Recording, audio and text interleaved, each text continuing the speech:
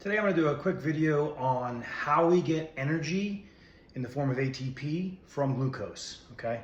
So I'm going to try and go through it fairly fast and just kind of hit the highlights of how this happens so this video doesn't get too long.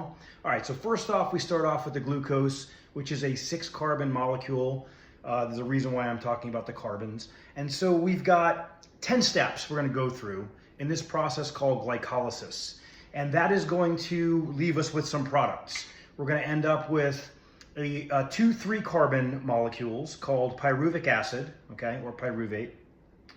And we're also going to generate in that process 2 ATP. Technically, we make 4, but we use 2 in the process, so our net gain is 2 from glycolysis. So we're going to do this. We're going to go, okay, these are ATPs. We're going to add them up as we go through, see how many ATPs we get from a glucose. So there is 2. Oh, ding. And so there is 2 that we got from glycolysis, okay?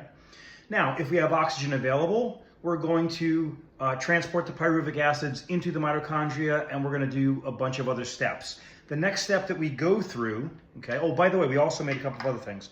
We made 2 of these things in glycolysis called NADH. These are going to be very important later when we get to our last step. So we're going to put these over here, so we can add those up as we go through. Okay, so far we got 2 NADHs.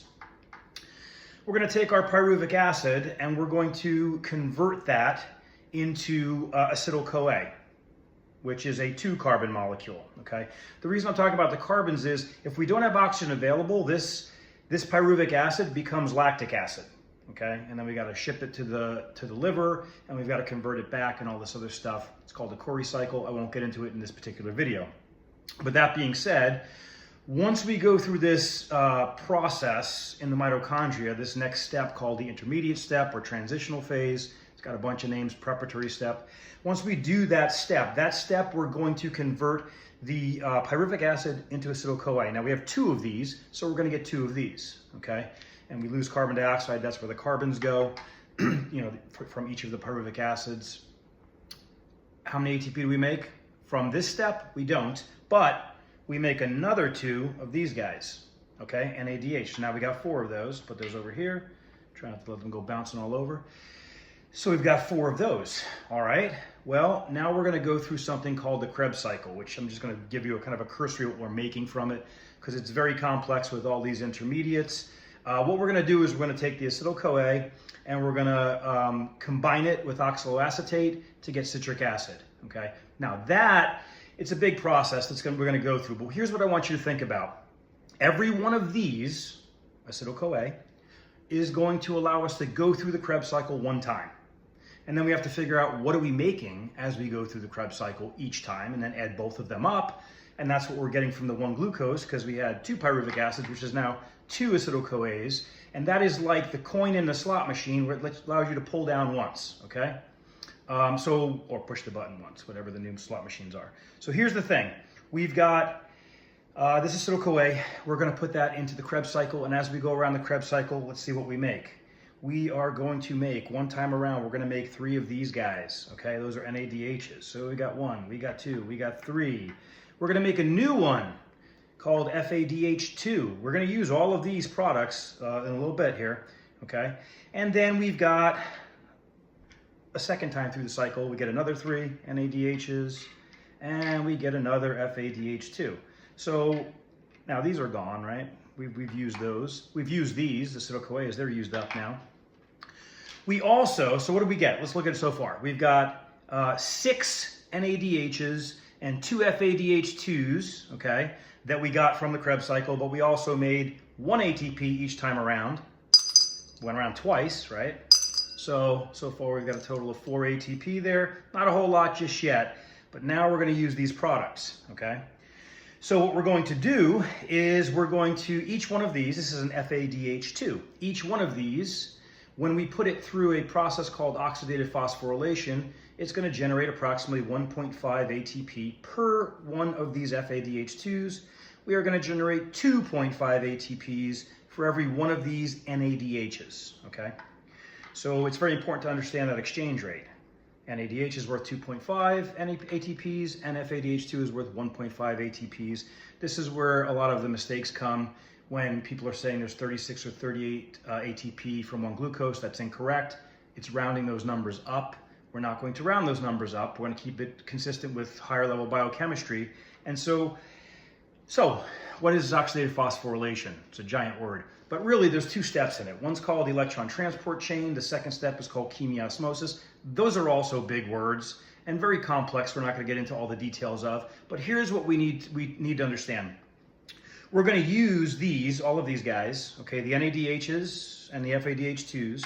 We're going to use those, and we're going to use their energy to pump protons, which are hydrogen ions, into what's called the intermembrane space of the mitochondria. The mitochondria has, of course, an outside membrane, but there's another inner membrane. So the intermembrane space is the space between the 2 membranes. We're going to use that energy as we carry this along the electron transport chain. We're going to use the energy to pump these hydrogen ions, okay, protons into the intermembrane space. Then we're going to take them and we're going to drop them through this little device called ATP synthase, and that's going to generate ATP. Okay. Now we've got our exchange rate, right? So how many of these NADHs did we have total? Well, we got 2 from glycolysis, we got 2 from the intermediate step, and we got a total of 6 going around the Krebs cycle twice. So that's 10. This is all from 1 glucose, right? So we have 10 NADHs. If we use our exchange rate, how many do we get when we put those through oxidative phosphorylation? How many ATP? We get 25.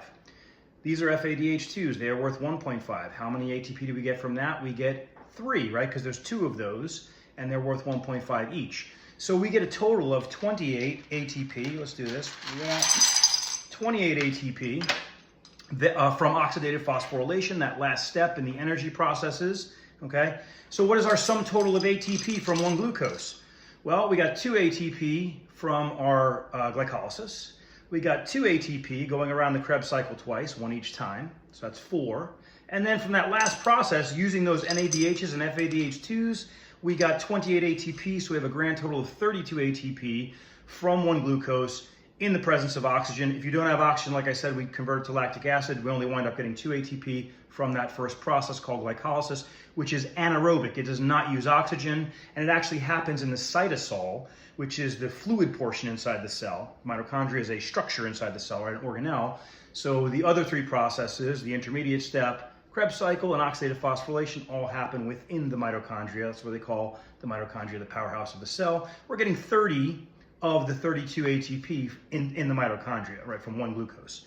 So that gives you kind of an idea. There's more details to this, but that gives you an idea of how these energy processes work and how these systems work. The last thing I'll say is we need lots of nutrients for all this to happen. But B12 is nowhere to be found in this because B12 is not used for energy in any way, shape, or form. But we do have B1, which is thiamine, B2, which is riboflavin, B3, which is niacin, and B5, which is pantothenic acid, involved in multiple sections and steps throughout these processes, as well as lots of other nutrients like manganese, magnesium, zinc. There's a number of minerals and nutrients, something called lipoic acid that's involved in these processes as well. So it's always important to be replete in those things. And that's pretty much it. Stay strong. If you have any questions, let me know.